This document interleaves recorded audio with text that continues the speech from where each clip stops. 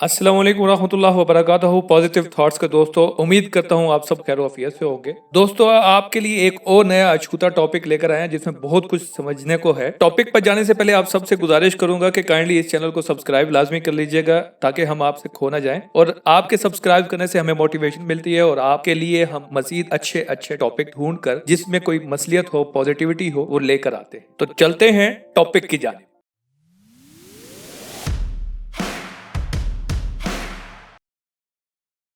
दोस्तों, topic basically इतना important है कि अगर आपको समझ आ गया तो यकीनन ज़िंदगी बदल देगा। टॉपिक है आदत और इबादत में क्या फ़र्क है। यकीनन ये टॉपिक मैं तो नहीं एक्सप्लेन करूँगा, एक साहब हैं जिन्होंने बहुत अच्छे से एक एग्जाम्पल के साथ इसकी वजाहत की है।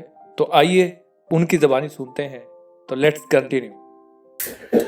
जी फारूकी साहब। राय साहब, ये बताएं, अक्सर दो साहब आप पूछते हैं, जिक्र करते हैं, आपकी नजर में आदत और इबादत इसमें फर्क क्या है? हाँ, बहुत जबरदस्त है। मैं फारूकी साहब फेसबुक ਤੇ ਤੁਸੀਂ ਜਾਓ ਨਾ, ਮੇਰੇ ਪੇਜ ਤੇ 2015 ਦੇ ਵਿੱਚ ਤੇ ਮੈਂ ਇੱਕ ਨਾ ਮੈਂ ਲਿਖਦਾ ਸੀ ਪੋਸਟ ਲਿਖਦਾ, ਮੈਨੂੰ ਕੋਈ ਸ਼ੌਕ ਚੜ ਗਿਆ ਤੇ ਉਹ ਉਹਦੇ ਤੇ ਮੈਂ ਲਿਖੀ ਸੀ 2015 ਜੀ ਰਿਮੋਟ ਕੰਟਰੋਲ ਖੋਤੇ। रिमोट कंट्रोल खोते। हाँ, और ये हकीकतन गल है कि मैं एक ना पट्ठे पर गया तो वो मुंशी साहब भी सी है तो मैं उन्होंने पूछा उन्होंने कि जी आ रहे हैं तो गल हो गई है तो तुम इंतजार करो, थोड़ी देर आ जाते।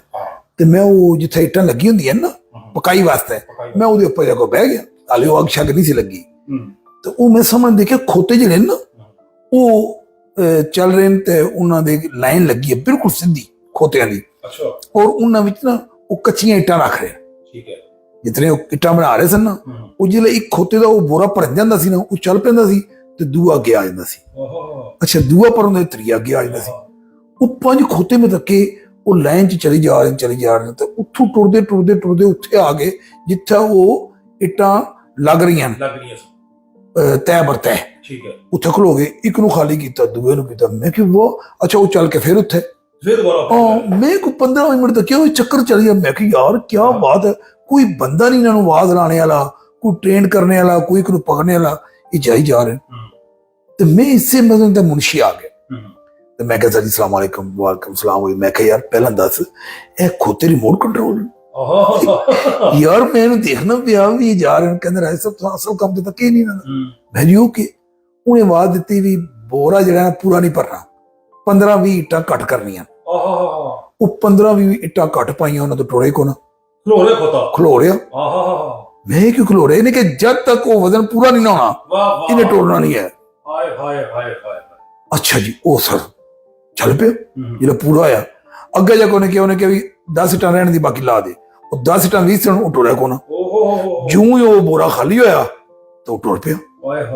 मैं क्या यार क्या बात है फारूकी साहब। उस दिन मैंने पता लगा उस बंदे दे राही कि ये नस्ल दर नस्ल इन्हां दे काम ही है। बचपन तो लैके इट्टां दी पराई ते लवाई इन्हां दी आदत बन गई है। इन्होंने कोई गर्द नहीं है, इन्होंने बाकी कोई नहीं। शामी इत्थों ही मूव करके सीधे किरियां कोल जांदे, किरियां कोल बन दईदा, इन्होंने माल डंगर पाई दे जो पट्ठे जट्टे हैं ते सवेरे उठ के फिर इसे काम ये इन्हां दी आदत बन गई। सर मैं सोचा है कि मैं बड़े अरसे तो यही काम कर रहे हैं, और एक बहुत बड़ी तादाद जिहड़ी है ना वो आदी हो गई है काम दी, और उन्हें इबादत समझ रही है। मेरे रवैये कोई तब्दीली नहीं आई, मेरे मामलात कोई तब्दीली नहीं आई। मैं इखलाकी तौर पर सब तो बदतमीज शहरी हाँ, और मैं दूजे का लिहाज नहीं करता, बंदे नूं टुट के पै जाना वा। मामलात मेरे सही नहीं है, लेकिन मेरी इबादत के टाइम ते ना मैं एकदम स्टैंड अप होकर दौड़ ला देना। इसका मतलब है ये इबादत नहीं, ये भी मेरी आदत ही है। क्या बात है। इस मौके का एक शेर जिहड़ा मैं तुहानू रिक्वेस्ट करांगा वो तुसीं सुनाओगे तो मेनू बड़ी खुशी होगी। राय साहब, वो डॉक्टर बेदिल हैदरी मरहूम का शेर है, वो मुझे याद आ रहा है कि एक ही तरह के सजदे करना, एक ही तरह के सजदे करना, एक ही तरह के सजदे करना, ये इबादत है तो आदत क्या है? क्या बात है, क्या बात है। ये इबादत है तो आदत क्या है? आदत क्या है? कोई उस सजदे तब्दीली नहीं रहती, उन्हें मैनू तब्दील कीता ही नहीं। कोई सजदा ये अंदर ही तब्दीली, हाँ अंदर दी सजदा तब्दीली नहीं है, अंदर दी कैफियत नहीं कोई मेरा सजदा लंबा होया ही नहीं। मैं तो एक आदत पूरी करने जा रहा हूँ। दिल ने सजदा को नहीं किया, दिल ने सजदा नहीं सोच किया। ने सजदा नहीं किया, क्या बात है, सिर्फ क्या जिस्म सजदा कर जिस्म सजदा कर सेम उस खोते की तरह वो जड़ा बिल्कुल वो चक्कर लाई जा रहे हैं। अंदर चीज को नहीं होगा, वो इससे वजह तुम माशरे कोई तब्दीली नहीं आई। तब्दीली नहीं आ रही मेरे अंदर। ये वीडियो आपको पसंद आई हो तो लाइक जरूर कर दीजिएगा, इससे मुझे मोटिवेशन मिल जाती है। मिलते हैं अगली वीडियो में, तब तक के लिए अल्लाह निगहबान।